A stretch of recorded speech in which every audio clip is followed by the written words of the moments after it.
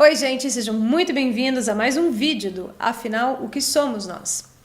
Vamos para a segunda parte da entrevista de Lucas Ollis, que quando tinha 19 anos teve um AVC, seguido de uma convulsão, seguido de uma parada cardíaca, seguido de outro AVC.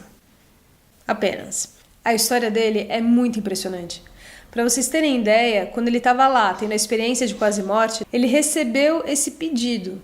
Falaram que ele deveria contar para as pessoas o que ele aprendeu lá quando ele voltasse para cá. Com vocês, a segunda parte.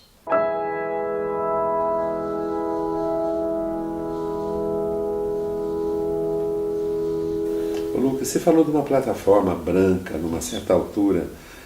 Algumas pessoas com experiências parecidas falam que eles são conduzidos a um certo lugar, você descreveu muito bem, um lago, uma espécie de bosque, né? Mas que há um limite do qual você não deve ultrapassar. Isso. Você teve essa sensação ali naquele lugar? Tive. Também, né? Tive. A total certeza de que existia mais dentro dessa consciência universal. Com toda certeza, com toda certeza. A consciência é a certeza de que existiam lugares a mais. Lugares infinitamente maiores. Mas que você não teve para acesso. ser acessado, mas que eu não pude acessar. Tanto que a gente só ficou ali no entorno do lago, onde tinham as flores, enorme, um canteiro de flores. E assim do lado esquerdo, assim, começava um bosque arredondado, assim, com árvores muito altas, sem barulho de pássaros. Não tinha pássaros ali, nada. Só um silêncio, assim, uma luz forte e calor. A plataforma branca era também um limite. Ela era também um limite. Tanto que eu saí da plataforma para os lugares onde eu fui. Mas não fui da plataforma para além da plataforma. Embora eu via o que tinha lá. Que era uma continuação desse grande descampado, desse lugar muito parecido com um parque. Mas também não fui. A questão da plataforma é a seguinte. Tudo era um gramado, um chão. E no chão tinha um quadrado, 2x2. Foi ali que eu acordei e foi ali que eu deitei para voltar. E essa coisa de não... de eu ver ali o que tinha no além plataforma, eu realmente via. Mas não é que eu não conseguia ir. Eu não deveria ir. Mas eu acredito que poderia... Tava lá, né? Tava lá. Eu só não deveria ir. É como que... essa área que eu tinha acesso era a área da minha experiência, para ter experiência. Mas como a minha avó disse que a primeira coisa que ela falou, calma, você vai voltar, então eu acho que a partir daí eu estou tentando racionalizar o lugar lá e dizer que talvez se eu fosse além plataforma, ou fosse para esse bosque, ou tentasse dar a volta para o outro lado do lago, eu realmente não voltaria. Talvez. Mas eu acredito que não seja uma escolha que a gente possa fazer. Por isso que eu tinha certeza de não poder ir. Você tinha que voltar, já estava informado, né? Já foi a primeira coisa que falaram. Tem duas coisas na experiência do Lucas que coincidem pelo menos com um dos casos emblemáticos de EQM, que é aquela Pamela Reynolds, que foi operada por um neurocirurgião no Arizona, e ela foi congelada. A cirurgia até hoje não é feita, mas ele fez. Ela foi morta clinicamente, e então ela descreve uma coisa que coincidiu com a sua descrição. O horror do próprio corpo. Eu voltar e entrar nisso aí... Bem isso mesmo, né? É feio. E a outra coisa, a sensação do desconforto. Ela estava com a temperatura rebaixada, então na hora que terminou a cirurgia, eles vão elevando a temperatura. Com 17 graus, ela começa a despertar. Ela sentiu um frio, uma dor horrorosa na entrada do próprio corpo, né? É exatamente o que o Lucas fala. O corpo é feio porque acostuma-se com lá muito rápido. Talvez por ser o nosso lugar de origem. E isso, inconscientemente, a gente nunca esqueça. E aí, essa ideia de olhar para baixo, não ver corpo, olhar e ver luz ao invés de físico, que eu não apertei a mão de ninguém, eu não apertei nada, então eu não sei se era físico, mas era luz, era muito iluminado. Aí de repente você volta para um corpo disforme, Essa era a sensação, disforme, pesado, agredido, Não é a dor, mesma não é horrível. sensação do espelho, né? Não, é outra coisa. Não sou eu. Tá, aquilo ali não são. É outra coisa, é horrível. Feio, disforme. Lucas, você falou dessa experiência com os médicos que fizeram atendimento a você durante a parada cardíaca? Você chegou a ter a Com oportunidade disso? alguns, falei com alguns. É. Porque, como eu disse, eu fiquei muito tempo no hospital. E aí tem aquelas trocas e tudo mais. Mas para alguns Você eu teve falei. uma receptividade natural? Com alguns médicos, principalmente com os neuros, muito boa. Eles te ouviram? Sim. As enfermeiras eu nem preciso dizer. É. As enfermeiras são... Agora, Lucas, essa pergunta tem um segundo propósito, que é o seguinte.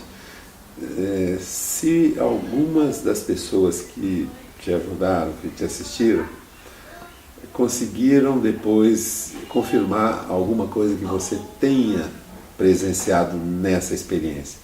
Tipo, a enfermeira que subiu na cama, depois você conversar com ela, você subiu na cama e... Todos. Todos confirmaram? Todos. Tudo Todos. que você descreveu, Todos. eles assinaram embaixo? Todos. A experiência do Lucas é a nota máxima na escala de Grace. Ele tem tudo. Tudo que está descrito ele teve. Todos. Desde a minha mãe ser tirada da UTI por uma enfermeira baixinha, até uma outra enfermeira que quase subiu no ímpeto de fazer uma massagem cardíaca, né? Uhum. Até o médico que chegou, que depois passou a ser um grande amigo meu, a gente chama de feijão. Não, de chazinho, depois ele passou a ser feijão. Na época era chá, porque ele falava, Lucas, toma um chá, vai. Fiquei muito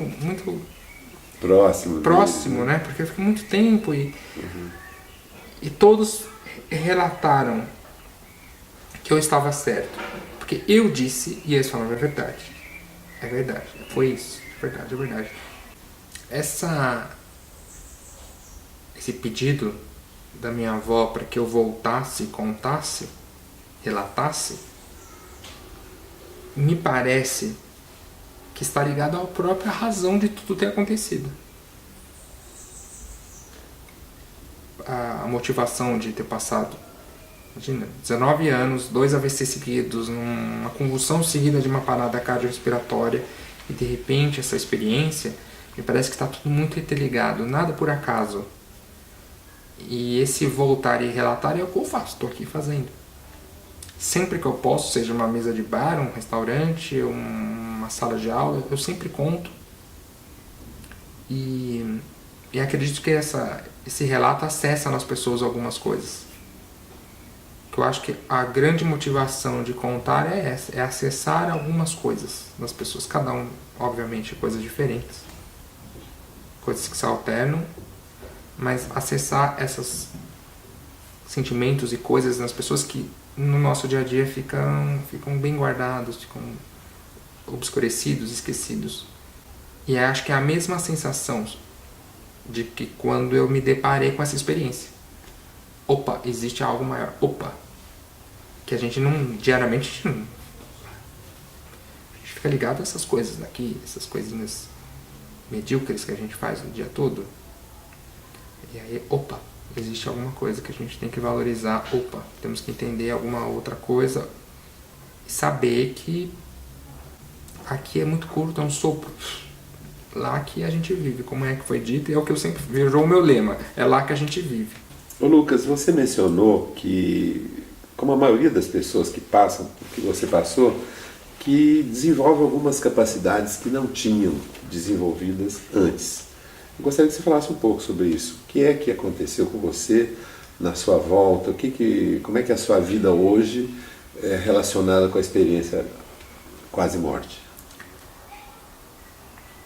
A porta não fechou. Eu voltei e a porta ficou meio aberta.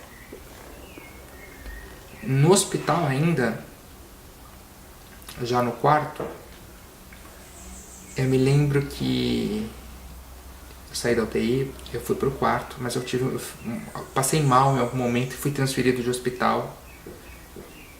E fui para um quarto onde tinha um outro senhor na cama ao lado, que estava em coma há muito tempo. Eu me lembro de acordar de madrugada, sentar na cama, olhar para a cama do lado e ele estava sentado. Aí eu olhei de novo, ele sentado. Obviamente eu não sabia do quadro dele, não sabia que ele estava em coma, tal. Eu olhei pro lado, ele sentado, e eu falei, nossa. Aí eu ouvi ele falando, fala pra minha mãe que eu estou bem. Logo em seguida, as enfermeiras entraram no quarto, fecharam com uma cortina que tinha em volta da cama e ele morreu. Em momento algum ele esteve sentado na cama. Já no hospital. E depois? Isso continuou? E aí no dia seguinte a mãe dele foi. Isso era de madrugada, logo de manhãzinha. E eu não fiquei com medo. Acredito que se fosse antes do oferecer, eu estaria correndo até agora. Mas a mãe dele foi logo em seguida de manhãzinha. Assim que minha mãe chegou, eu falei, mãe, aconteceu isso. Ela falou, então quando a mãe chegar, ou quando alguém chegar, você conte. Foi quando a mãe chegou, eu falei, olha, ele estava sentado na cama e disse que estava bem. Eu já não tinha corpo mais lá. Eu tenho certeza absoluta que isso que eu falei pra ela ajudou muito nessa questão. O filho dela estava em coma há 15 anos. E você teve mais experiências parecidas com essa depois? Não em hospitais, assim, né? Porque, graças a Deus, logo eu tive alta. Apesar de... Eu repito, eu não encaro com religião. Você acha que faz parte daquele... É como você disse, exatamente, a porta continua aberta. Exatamente. Muito comum acordar de madrugada com a plena sensação de ter 15, 20 pessoas dentro do meu quarto. Agora, Lucas, você falou, quando você acorda, você está no seu quarto. É preciso que haja ambientes especiais para que você tenha... Não? Pode ser no trabalho. Não controlo.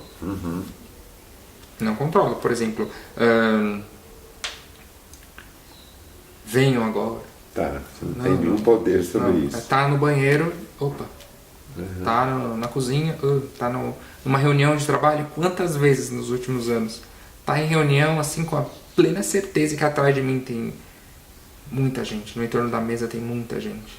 É possível identificar neles sentimentos. Muitos têm medos que se assemelham ao medo que eu tive na minha pós-morte ali. Outros com o mesmo sentimento de pureza e prazer que a minha avó transmitiu.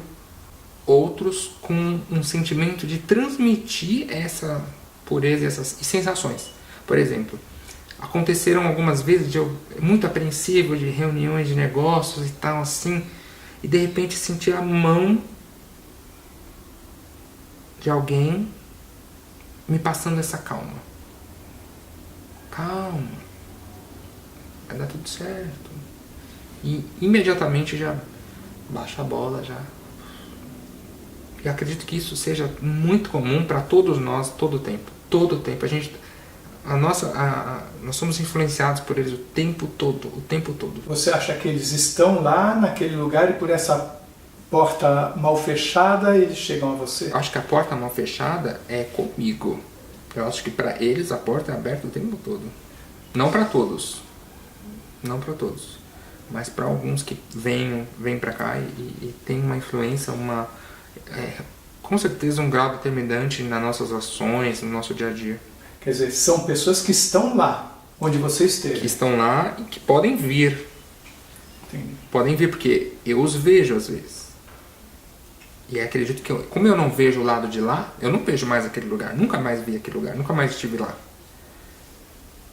Eu não vejo aquele lugar, mas eu vejo as pessoas de lá aqui. Então acredito que elas venham até aqui. Acredito que às vezes quando eu sinto a presença, acredito que eles estão lá e eu estou sentindo essa ligação. Mas quando eu estou vendo, acredito que eles estão aqui.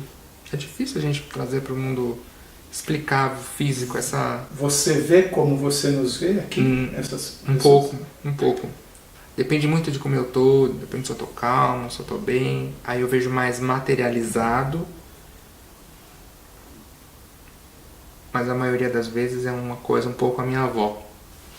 Ô Lucas, você falou uma coisa aí, assim, deu a entender que a sua experiência teria um fim. um objetivo, né? Que é por causa da experiência que você está falando disso, você está divulgando de algum jeito. Isso me chamou a atenção por uma coisa: não é toda pessoa que tem parada cardiorrespiratória ou morte clínica que tem a experiência de quase morte. Aliás, esse é um argumento muito interessante para refutar a hipótese que a medicina fala a respeito da experiência quase morte. Se você perguntar isso ou contar isso para a maioria dos médicos, eles vão dizer que foi falta de oxigênio no cérebro que provocou reação química. E então a anóxia que é uma reação muito palpável, muito sólida. Exato, eles falam isso. Só que, na verdade, quando você tem uma queda de pressão ou uma parada cardíaca ou baixa circulação no cérebro, as pessoas ficam inconscientes e ninguém vem contando história nenhuma, não é? Agora, você chegou à conclusão, então, de que a consciência pode estar fora do corpo, não necessariamente no cérebro. Não. O cérebro continua físico. Tá. O cérebro, ele empresta alguma coisa pra gente. Uhum. Porque do mesmo jeito que quando eu penso eu estou ouvindo a minha voz, lá eu ouvi esta mesma voz. Tá. Então esta voz não é daqui. Uhum. Acho que ela toma emprestado. A medicina considera, assim, a maioria absoluta dos investigadores sobre esse assunto, de que a consciência é um produto do cérebro. É como a mama produz leite, o cérebro produz consciência. A sua experiência fala exatamente o oposto disso, né? Você tem consciência longe do seu cérebro. Você está vendo o seu cérebro lá? Eu acredito que se a gente cair no si, por que eu iria me projetar, a minha consciência iria me projetar fora do corpo, me vendo passar por toda aquela experiência negativa, quando a gente sabe que o cérebro refuta experiências negativas. Uhum. Se você me pedir para lembrar da dor que eu tive, eu não lembro. Alguém consegue lembrar de dor? Eu lembro da felicidade. Mas da dor, acho que o cérebro ele sempre vai colocando a dor e os sentimentos negativos para trás da fila. Então, por que o cérebro iria projetar um sentimento negativo, um momento negativo? Acho que se ele pudesse, ele me colocava, sei lá, para cima. Mas não, eu tive ali uma experiência me vendo fora do corpo, passando por todo aquele problema físico, né? Porque para o corpo foi um problema. Depois toda a experiência lá, essa coisa de saber que era minha avó, mas não via que era minha avó, não conhecia minha avó, aquele lugar, o retorno para cá. E como explicar o que acontece comigo depois, desde então? Das mudanças. Por exemplo, dentro dessa ligação universal, eu tive a chance de me conectar um pouco com eles lá, de sentir essa troca de sentimentos e tal, e saber que algumas formas de vida, quando eu digo vida é lá, né, não eram como as daqui, não eram como as deste plano, deste planetinha aqui. Tinha essa total certeza de que algumas sensações, alguns retornos de informação que vinham não eram de pessoas. Eram de outro tipo de ser. Sim. Não necessariamente humanos. Não humanos. Mas o que significa isso? Estão todos sob o mesmo guarda-chuva? Todos sob o mesmo guarda-chuva. Uns com mais certeza do guarda-chuva, outros menos certeza do guarda-chuva, uns em contato entre si, outros muito isolados, outros perdidos, outros fora da casinha, outros em contato conosco aqui. Isso rapidamente causa uma confusão, mas você já consegue conectar e essa rede universal já te explica. É muito difícil entender, mas é uma conectividade muito rápida, é uma banda larga, muito rápida. Você já entende tudo muito rápido. Então, a partir do momento que eu já me questionei, opa, o que é isso? Já me veio a resposta. É como se a gente tivesse todo o tempo ligado a uma grande enciclopédia, que todas as perguntas que você se faz, você já tem a resposta. Então, eu não tive em momento algum medo, por quê? Porque eu tive o retorno, não tenha medo, tá tudo bem, é aqui que se vive. Vou voltar. Quem é? A sua avó. O que é isso que eu tô ligado aqui? Que a minha visão aumentou e eu sei que isso aqui existe mesmo? Sim, isso existe. Isso aqui é isso. Isso aqui são outras moradas. Que também estão ligadas aqui. Também tem a tal da consciência. E essas pessoas não humanas Não têm humanas. a ver com essas outras moradas? Tem, são moradas físicas que eu me refiro. Físicas aqui, do nosso... Sim, não deste, mas existem outros, como existe esse planeta aqui, existem outros planetas com pessoas, com seres que também estão ligados a esse mesmo guarda-chuva. Mas em outra Eu não vi. Em outra dimensão? Em outra que não a nossa?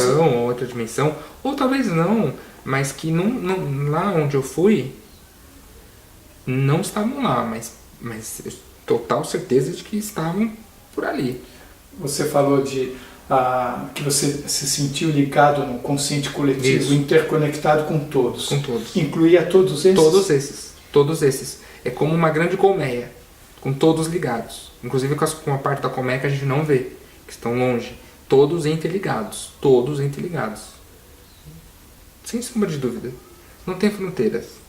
A gente tem a total certeza de que, inclusive as experiências deles, enquanto seres, a gente lá tá dividido, tá comungado ali. É muito difícil explicar. Uma informação que vem de longe, alguém vivendo longe, fisicamente. Do mesmo jeito que eu sentia a minha mãe aqui sofrendo, para minha mãe eu estava morto. Mas com um sentimento, uma informação vindo de longe. Eu também ressenti uma informação vindo de longe, de seres vivendo longe. Uma rotina deles e tal. É muito difícil explicar. E o fato é que a consciência fica ampliada, né? Totalmente, não existe fim. A sua visão foi modificada? Muita gente, já ouvi falar de gente que via em 360 graus. Não. A minha visão física não mudou. Lá, quando você estava lá. Lá sim. Como que mudou? Não precisa virar Para ver, né? pra ver. É tudo muito universal. Quando a gente fala universal, é isso. Consciência universal dividida, coletiva, né? É visão universal. É muito difícil explicar. É totalmente ampliado. Não tem fim. Do mesmo jeito que ninguém precisou falar, opa, não vai ali, já sabia que não era para ir ali. E você se sentindo parte de um todo, né? Parte Tá de um todo. indivíduo. Foi muito, no sentido físico, foi muito certeiro. Eu tinha certeza de tudo ali que eu estava passando. É um todo. Eu me sentia ligado à minha avó, que estava do meu lado, como eu estava ligado à minha mãe, que estava aqui, como eu estava ligado aos meus amigos, aos meus parentes, as pessoas que eu não conhecia, as pessoas que estão do outro lado deste planeta, como pessoas que estão em outros, como as pessoas que estavam sendo cuidadas lá, como outras pessoas que eu não vi, que estavam ali naquele pequeno espaço do parque, onde eu dei a volta, que estavam lá, como pessoas que tinham acabado de passar pela mesma experiência que eu, mas não iam voltar, que iam ficar lá, que estavam sendo cuidadas. São bilhões e bilhões e bilhões e bilhões de sensações, experiências sendo divididas instantaneamente, simultaneamente ali. Estando lá, como não existem fronteiras para informação, digamos assim, apesar da ideia de escalonamento existir, né, de você ter a total certeza de que existe uma evolução ali. Tem uma hierarquia. Existe uma hierarquia ali. Totalmente. Existiu, né, para mim, uma ideia de... E agora? Do mesmo jeito que você está ligado aos bilhões e bilhões que estão aqui, você também tem a ideia do coletivo humanidade. Nós somos um grupo, né? Então a gente tem a nossa semelhança, não é por acaso que nós todos estamos todos aqui, 6, 7 bilhões aqui nesse planeta.